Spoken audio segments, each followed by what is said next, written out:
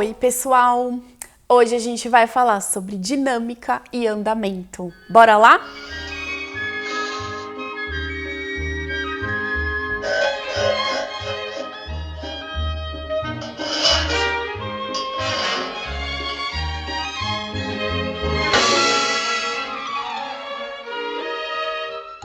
Quando a gente fala de intensidade, de dinâmica, a gente está falando se a gente vai tocar aquele trecho bem baixinho ou se a gente vai tocar super forte. Vamos ver na lousa? Esses aqui são alguns sinais de dinâmica, ou seja, de intensidade. Se a gente vai tocar o trecho mais forte ou mais fraquinho.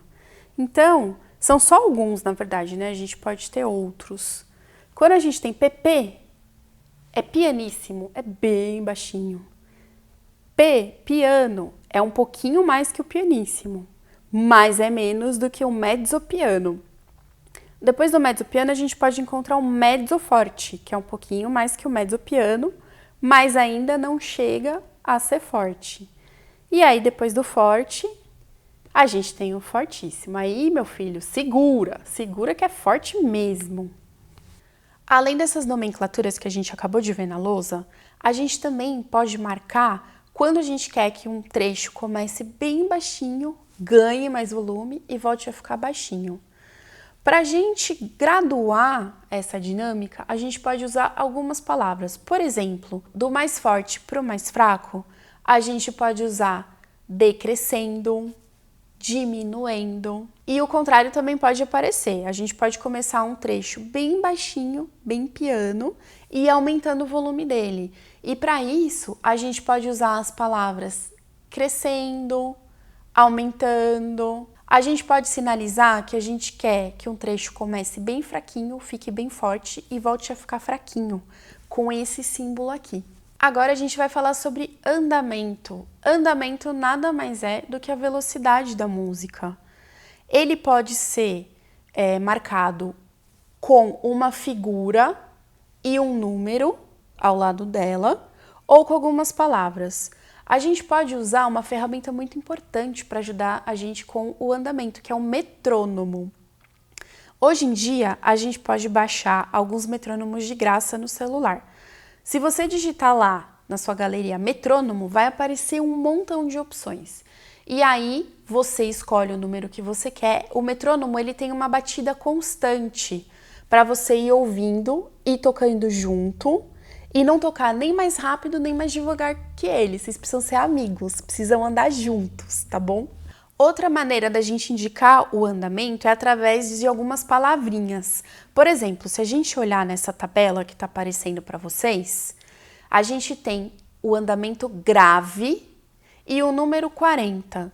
Significa que você, depois de baixar o seu metrônomo de graça, pode colocar a semínima igual a 40, que você vai ter uma velocidade equivalente ao andamento grave e assim por diante.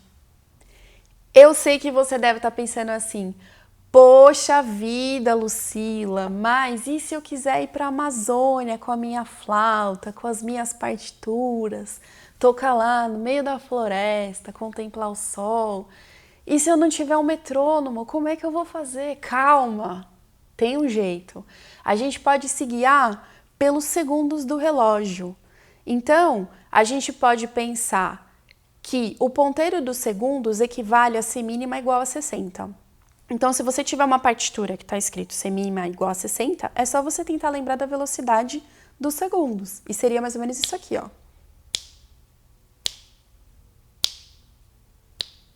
E aí, a partir disso, se você tiver, por exemplo, uma música num andamento 90, você pensa em tocar um pouquinho mais rápido do que eu fiz agora, ou se tiver uma música com andamento 40, um pouquinho mais lento do que eu fiz agora.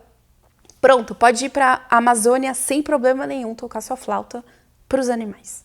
Além dessas notações de andamento, a gente pode tocar um determinado trecho um pouquinho mais rápido do que o andamento que a gente estava fazendo antes. Então, a gente pode usar as palavras acelerando ou stringendo para dar essa corridinha.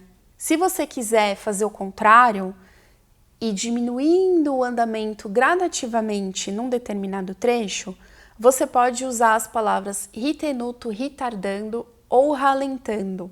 E aí, depois de você ter acelerado ou ter ralentado, se você quiser voltar para o andamento inicial, é só você escrever a tempo ou tempo primo. Pessoal, então dessa forma a gente chega ao final do nosso curso de Teoria Musical em 8 Passos. Eu espero sinceramente ter conseguido ajudar vocês a ter uma noção inicial de como ler partitura. Tenho certeza que vocês vão arrasar, continuem estudando.